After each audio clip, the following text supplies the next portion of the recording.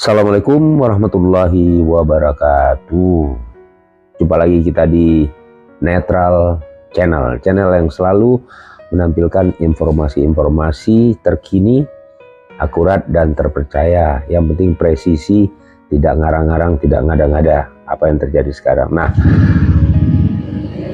kalau kita bicara masalah ada konteksnya ke banjir ya, yang terjadi di Sumatera dan Aceh. Nah, kalau ini perumpamaan aja, kalau bansos yang menggelinding ya menggelinding, pantaslah kita sambut kan gitu. Nah, kalau ini yang menggelinding kayu ya, kayu yang berdiameter segede raksasa, jangankan kita bisa tahan, gedung aja atau rumah-rumah aja hancur dihajar oleh gelondongan kayu yang berdiameter raksasa tersebut. Ya kan? Ini perumpamaan. Coba kita simak soal kayu-kayu yang menggelinding, yang menggelontor di Sumatera dan Aceh. Nah, oke Mas Bro, kita lanjutkan masalah kejadian yang belum lama ini masih terasa ya. Masih di media sosial masih berseliweran berita tentang bencana yang terjadi di Sumatera, ya Sumatera Utara, Sumatera Barat dan Aceh, yang banyak juga menelan korban jiwa, harta, lingkungan, semuanya seperti bukan seperti lagi ya porak-poranda akibat banjir yang melanda. Namun kita tidak boleh menyalahkan oh ini cuaca ekstrim, oh ini cuaca yang begitu sangat tidak bersahabat dan lain-lain. Kalau Allah itu menurunkan bencana, tidak ada istilah bencana. Ini semuanya kalau turunkan Allah ya turun. Tapi jangan menyalahkan terus ini. Kita cari dulu sebab-sebab, kita bahas dulu kenapa. Seandainya tidak terjadi, maaf nih ya, penebangan pohon yang berguna ya, reboisasi itu kan pemerintah membuat reboisasi itu supaya melindungi tanah-tanah yang dilindungi oleh akar-akar pohon yang besar itu, ditahan ketika ada banjir atau apalah bencana seperti yang kejadian baru-baru ini. Itu tujuannya. Nah, kalau pohon-pohon yang sedemikian besar ya sudah ditebang semua, otomatis tidak ada lagi penahan.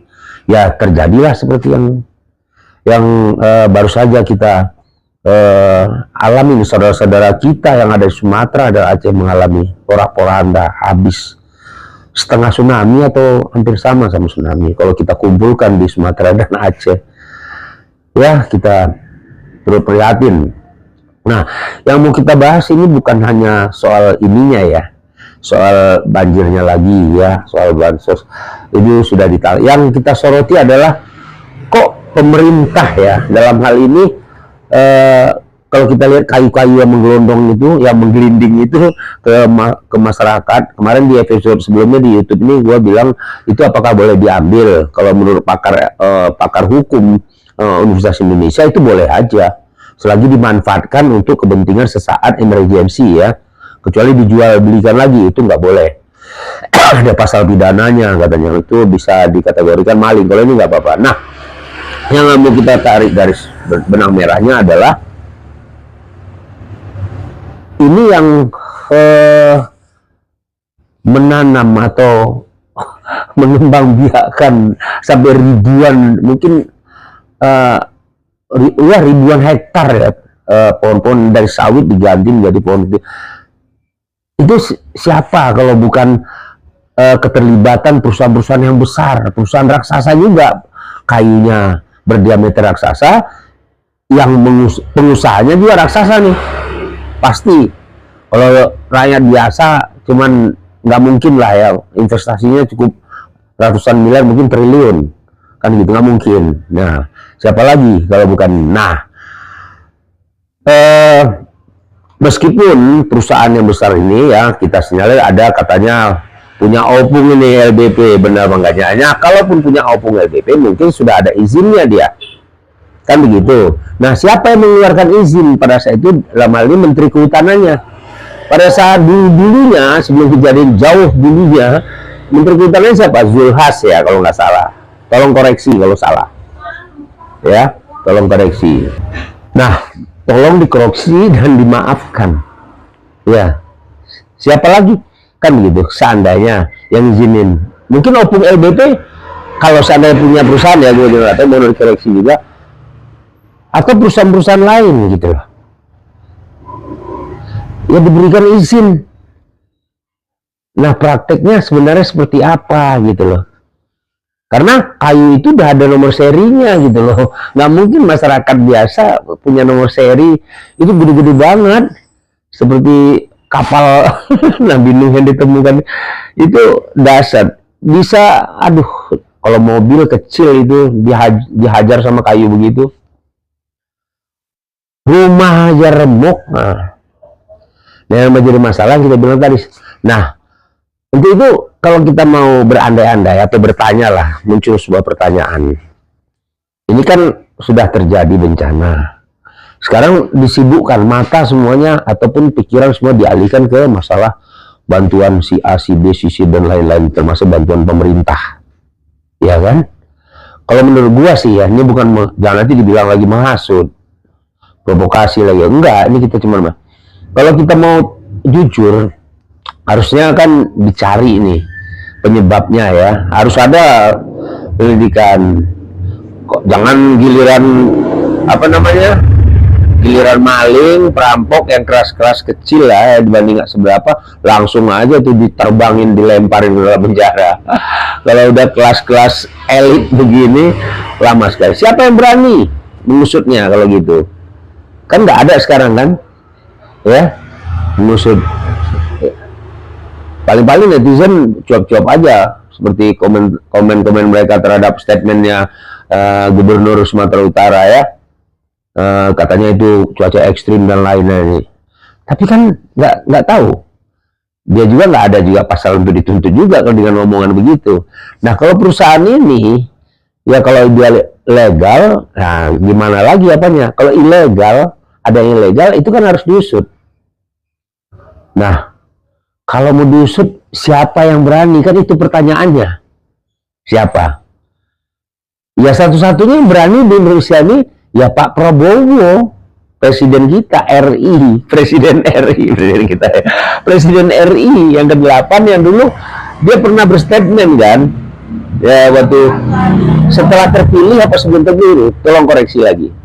Dia bilang gini, saya akan memberantas semuanya termasuk korupsi dan lain-lainnya yang merugikan rakyat Indonesia tanpa pandang bulu katanya siapa saja. Nah, ini ucapan seperti ini bisa diimplementasikan nggak sekarang kira-kira?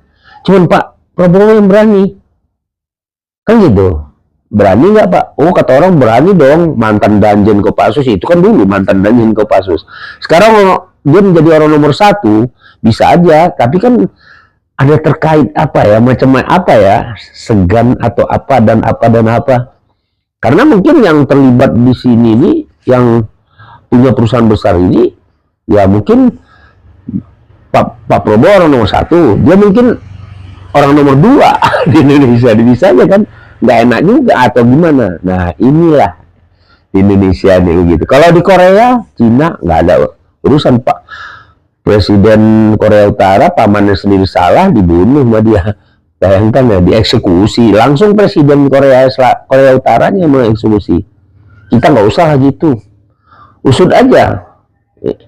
Siapa nih Menteri Kehutanannya dulu yang ngasih izin, yang gitu. Ini bincang-bincang santai aja ya, nggak memprovokasi, nggak menghasut dan lain-lain. Nanti dibilang ujar kebencian, ujaran kebencian lagi dituduh.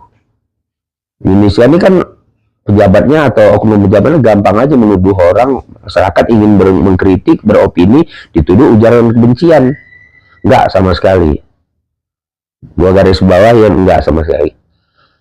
Ya kan, siapa yang berani? Ini yang berani mungkin netizen nih. Coba komen kalian di bawah ini ya, di channel YouTube Netral Channel ini, coba komen siapa yang berani Ya, silakan komen ya. Kalau gua sih ya pasti Pak Prabowo berani, nyalinya pasti gede ini Pak Prabowo ya. Kalau orang bilang sikat Pak, iya dong, tunjukkan prestasi dong, ya kan? Tapi begitu yang mau di ini, aduh, si ini nih, ini ya, oke. Mudah-mudahan bantuan demi bantuan datang, ya, semuanya bahu membahu membantu saudara-saudara kita yang tertimpa musibah di Aceh dan Sumatera. Sumatera itu Sumatera Utara dan Sumatera Barat. Ya, semoga Allah mengampuni dosa-dosa yang korban yang sudah pergi meninggal di dulu, dan membukakan tabir lah nanti ini ya, tabir ya, paling enggak ini siapa sih kan kita lagi kembali gitu, jangan disalahin apa namanya iklim, cuaca ekstrim dan lain-lain untuk mengaburkan atau membuat ambigu nih permasalahannya, jadi ambigu gitu loh. Oke? Mohon maaf nggak bermaksud berujar apa ujaran kebencian atau tendensius dan lainnya, nggak ada, demi Allah ya, kita hanya sekedar ya bincang-bincang ringan, informasi-informasi ringan yang sedang marak sekarang ini. Itu aja Mas Bro. Salam dari Netral Channel YouTube ya. Assalamualaikum warahmatullahi wabarakatuh.